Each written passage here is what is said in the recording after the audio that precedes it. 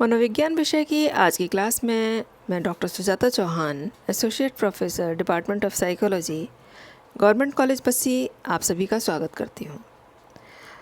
आज हम एक नए टॉपिक के साथ में मैं उपस्थित हुई हूँ आप लोगों के लिए नया टॉपिक लेकर के, और इस टॉपिक का नाम है पर्सनैलिटी या व्यक्तित्व।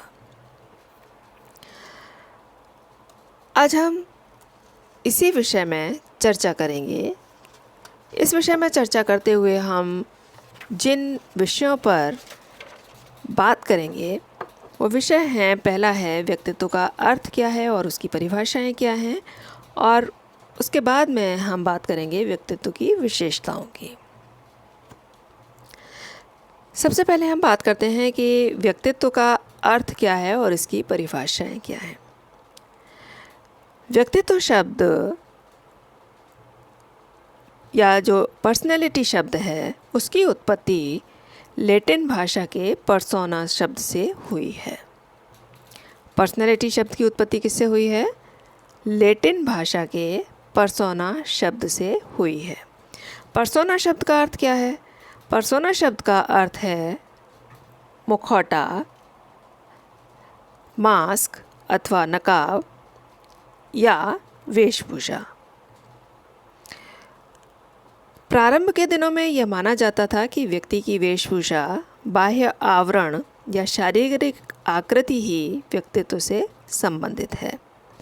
पर्सोना शब्द के अनुसार व्यक्तित्व का अर्थ बाह्य गुणों से लगाया जाता है। प्राचीन समय में जो विभिन्न प्रकार के नाटक करने वाले लोग होते थे, वे अपने मुख पर जिस पात्र का रोल प्ले करना होता था उन्हें, उसका एक मुखौटा लगाते थे।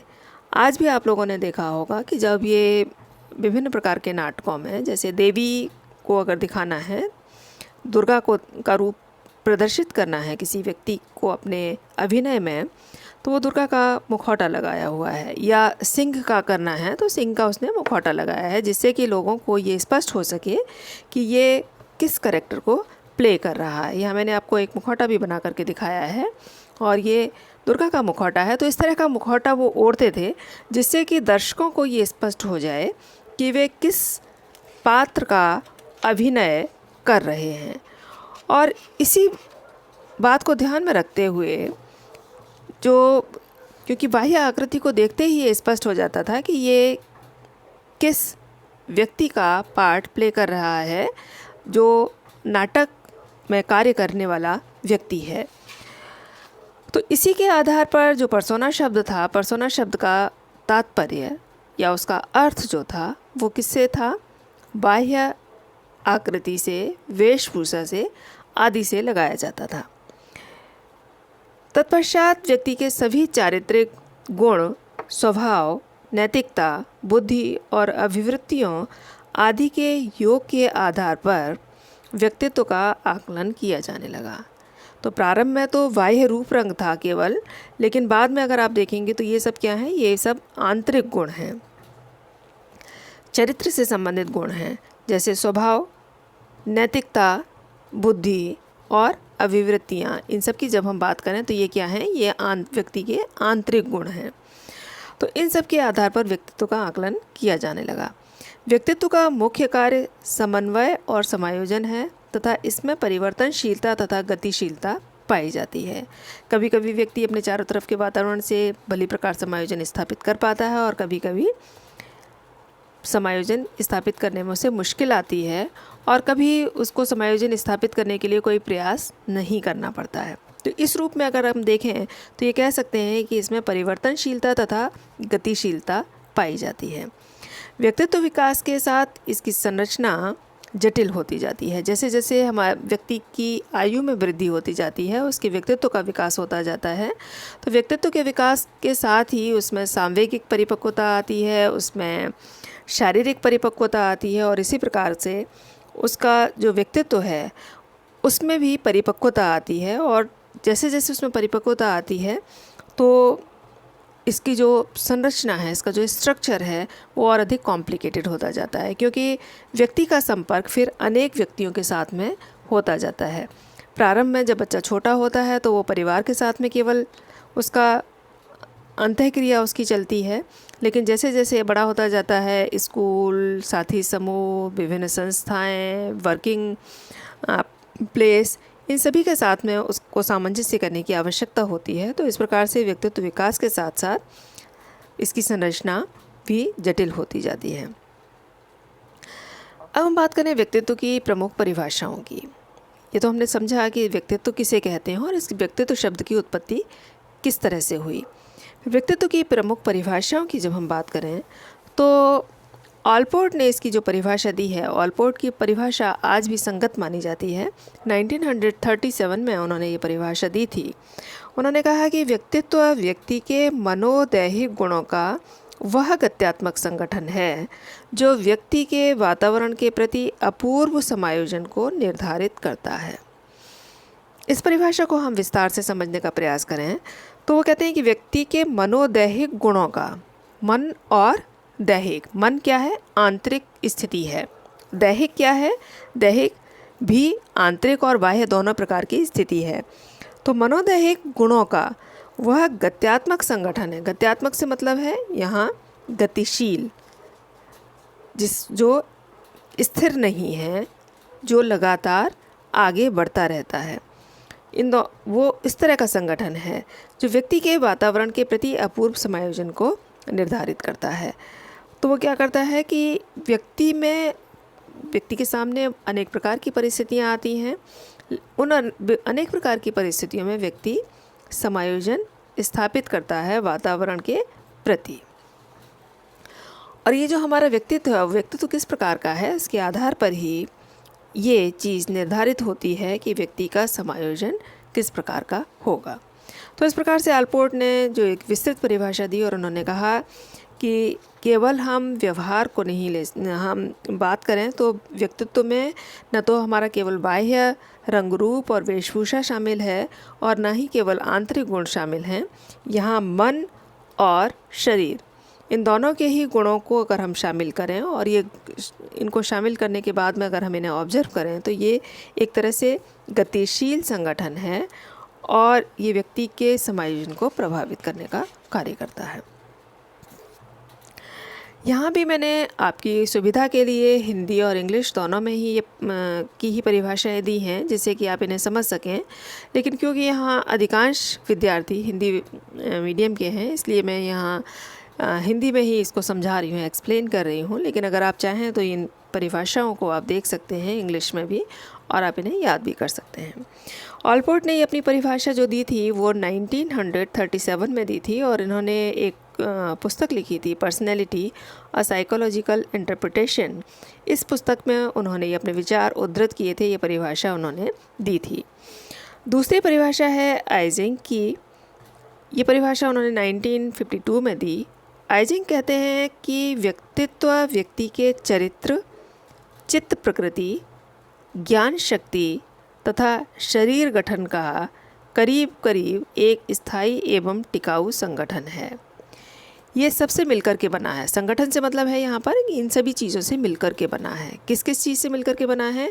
व्यक्ति का चरित्र किस प्रकार का है, व्यक्ति के चरित्र के साथ ही उसके चित्त की प्रकृति किस प्रकार की है, गुस्सैल है, हंसमुख है, केयरिंग है, किस प्रकार का है, ज्ञान शक्ति, उसमें ज्ञान कितना है तथा उसका शारीरिक गठन किस प्रकार का है। इन सब को मिला करके ही व्यक्ति का व्यक्तित्व बनता है। लेकिन वो कहते हैं कि ये कैसा है? ये एक स्थायी एवं टिकाऊ संगठन है। ऐसा नहीं है कि आज बहुत अच्छा है या आज बहुत संगठित है और कल ये विघटित दिखाई देगा। कोई विशेष परिस्थिति जब तक व्यक्ति के सामने नहीं आएगी तब तक उसमें स्थायित्व की भावना देखने में आती है और ये स्थायित्व की भावना के साथ ही व्यक्ति वातावरण में उसके अपूर्व समायोजन का निर्धारण करती है। यही जो चीज़ें हैं, यही चीज़ें सब मिलकर के व्यक्ति का वातावरण के साथ में समायोजन का निर्धारण भी करती हैं। तो इस प्रकार से आइजिंग की परिभाषा के आधार पर हम यहाँ पर समझ सकते हैं। नीचे यहाँ मैंने मनोवैज्ञानिकों की चित्र भी दिए हैं जिससे कि आपके लिए समझना और याद रखना थोड़ा सा अधिक आसान हो जाए। आइजिंक ने ये परिभाषा अपनी दी थी the scientific study of personality नामक पुस्तक के अंदर उन्होंने ये परिभाषा दी थी। अगली परिभाषा है वॉल्टर मिशेल की। ये परिभाषा 1981 में इन्होंने दी है। इस परिभाषा के अनुसार प्रायः व्यक्तित्व से तात्पर्य व्यवहार के उस विशिष्ट पैटर्न जिसमें चिंतन एवं संवेग भी सम्मिलित हैं से होता है, जो प्रत्येक व्यक्ति की ज़िंदगी की परिस्थितियों के साथ होने वाले समायोजन का निर्धारण करता है। वो कहते हैं ये क्या है व्यक्तित्व व्यवहार का एक विशेष पैटर्न है। इसमें उसकी थिंकिंग भी शामिल है और उसके इमोशंस भी शामिल हैं। वो चिंतन करता है और संवेगों को प्रदर्शित करता है।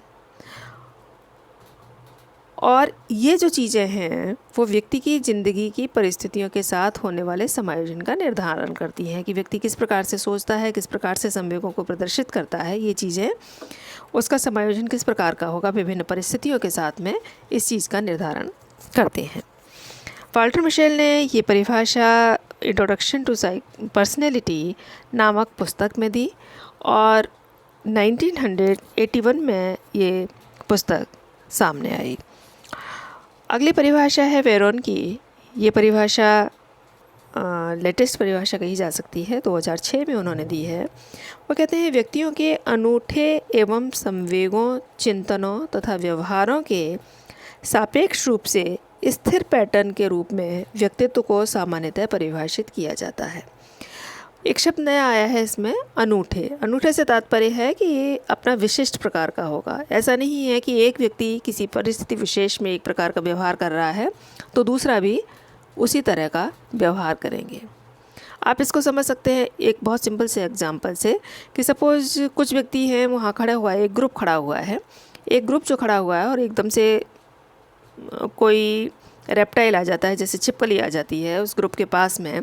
कुछ लोग चीखना चिल्लाना शुरू करेंगे, कुछ लोग स्थिर खड़े रहेंगे और कुछ लोग थोड़ा डर लगेगा वो साइड में हो जाएंगे, लेकिन चीखेंगे चिल्लाएंगे नहीं। तो यहाँ क्या है, यहाँ उस छिपकली के प्रति व्यक्तियों के व्यवहार का तरीका भिन्न भिन्न है। और तो इसी को उन्होंने अनूठा शब्द कहा है। व्यक्तियों के अनूठे एवं संवेगों, चिंतनों तथा व्यवहारों के सापेक्ष रूप से स्थिर पैटर्न के रूप में व्यक्तित्व को सामान्यतः परिभाषित किया जा सकता है। तो वेरोन कहते हैं कि इसके आधार पर हम परिभाषित कर सकते हैं किसको, व्यक्ति के व्यवहार को। अब इन परिभाषाओं के आधार पर अगर हम देखें तो व्यक्तित्व की क्या विशेषताएं निकलकर सामने आती हैं। इन सभी परिभाषाओं को अगर हम विश्लेषित करें तो यहाँ व्यक्तित्व की कुछ विशेषताएं सामने दिखाई देती हैं। उनमें से पहली है मनोदैहिक तंत्र, साइकोफिजिकल सिस्टम। व्यक्तित्व में मोटे तौर पर दो तंत्र होते हैं, पहला है मनोवैज्ञानिक और दूसरा है शारीरिक। मनोवैज्ञानिक तंत्र में आदतें, अभिवृत्तियाँ, संवेगात्मक अवस्थाएं, प्रेरणाएं और विश्वास आदि आते हैं, जबकि दूसरी ओर शारीरिक तंत्र में शारीरिक विशेषताएं जैसे उसका रंग रूप किस तरह का है, लंबाई चौड़ाई किस प्रकार की है, शारीरिक अवस्थाएं किस प्रकार की हैं और ग्रंथीय प्रणाली जो ग्लैंडुलर स्टेट्स हैं वो किस प्रकार की हैं। ये मीन्स हार्मोनल फंक्शन किस प्रकार का है, उसका हार्मोन्स उसके किस प्रकार से कार्य करते हैं, ये सब आते हैं। दोनों तंत्र अगर पूर्णतया अलग होते हुए भी आपस में अंतःक्रिया करते हैं। यदि किसी व्यक्ति का हार्मोनल सिस्टम गड़बड़ाता है तो उसका व्यक्तित्व भी उससे गड़बड़ाता है, उसका बाह्य व्यवहार भी उससे गड़बड़ाता हुआ दिखाई देता है। तो इस प्रकार से अगर देखा जाए तो ये दोनों तंत्र अलग अलग हैं, लेकिन अलग अलग होते हुए भी एक तंत्र दूसरे को और दूसरा तंत्र पहले को प्रभावित करता है। दूसरा शब्द आया है यहाँ पर गत्यात्मक। गत्यात्मक में अगर आप देखें या डायनामिक जिसे बोला गया है, तो गत्यात्मक से तात्पर्य है यहाँ पर इस अवधारणा के अनुसार व्यक्तित्व स्थिर प्रकार का नहीं होता है। व्यक्तित्व प्रतिमान, विकसित और परिवर्तित होते रहते हैं।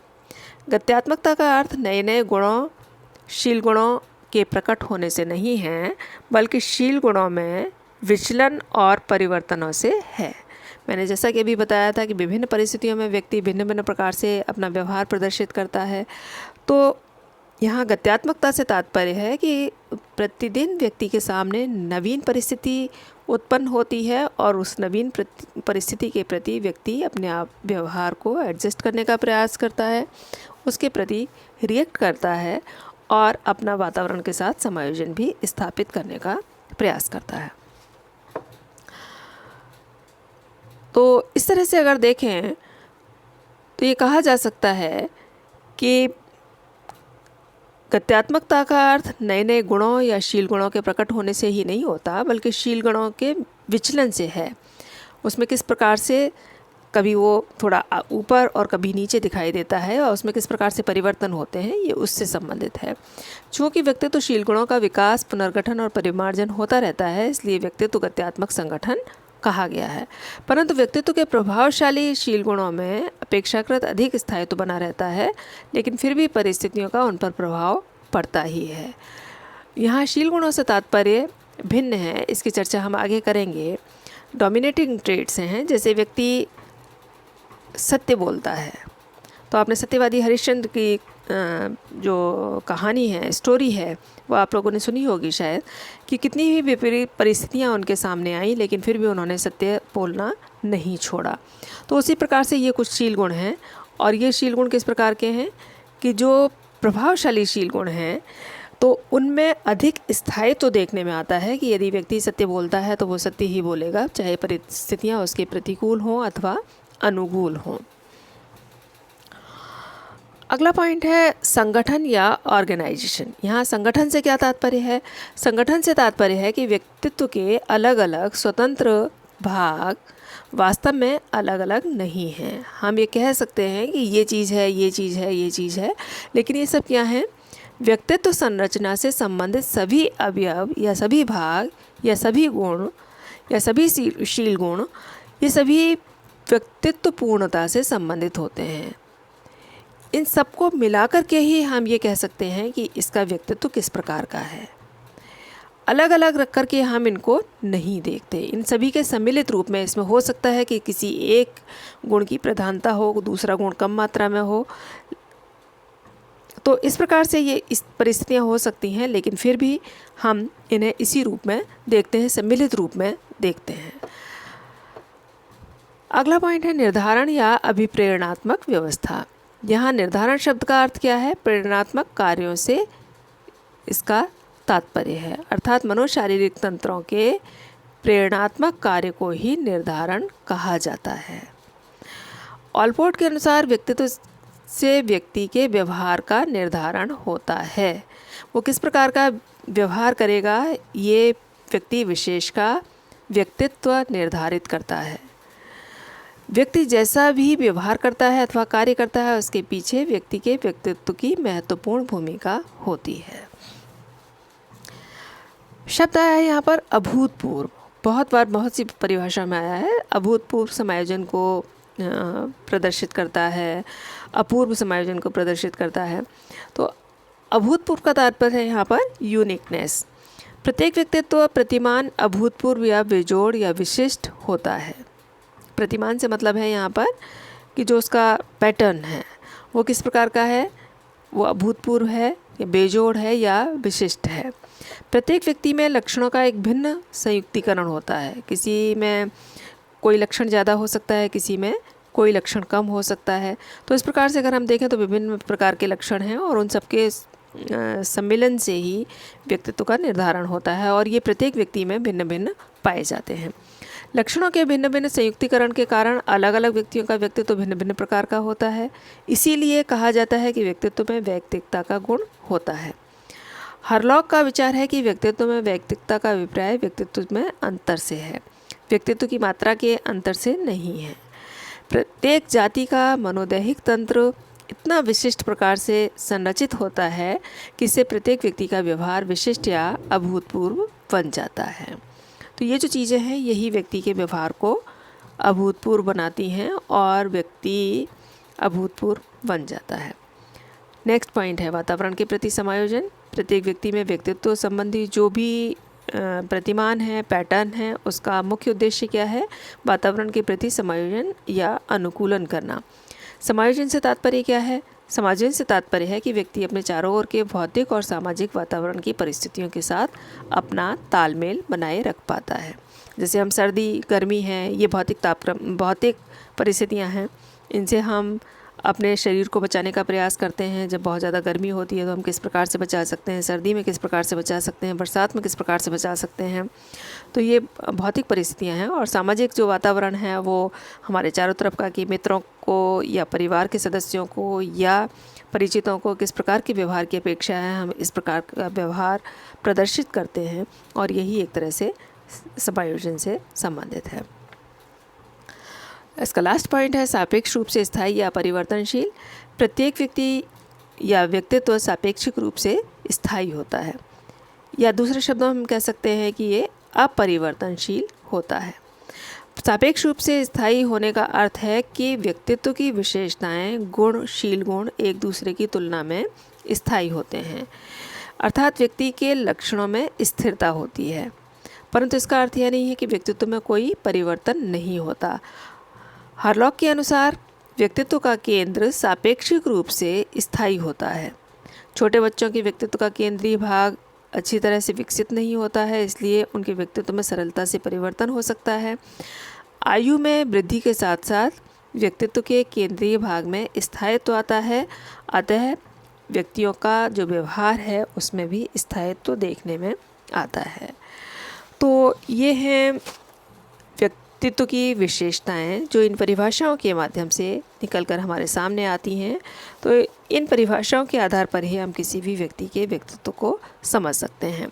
तो यहाँ जो हमने आज चर्चा की, इसमें ये चीज़ समझ में आई कि पहले नाटक में जो पार्ट अपनी अभिनीत करते थे वो अपने चेहरे पर एक मुखौटा लगाते थे, जिस पात्र का रोल प्ले करते थे उस पात्र से संबंधित, जिससे कि लोगों को देख कर के ये समझ में आ जाए कि ये व्यक्ति किस व्यक्ति का रोल प्ले कर रहा है।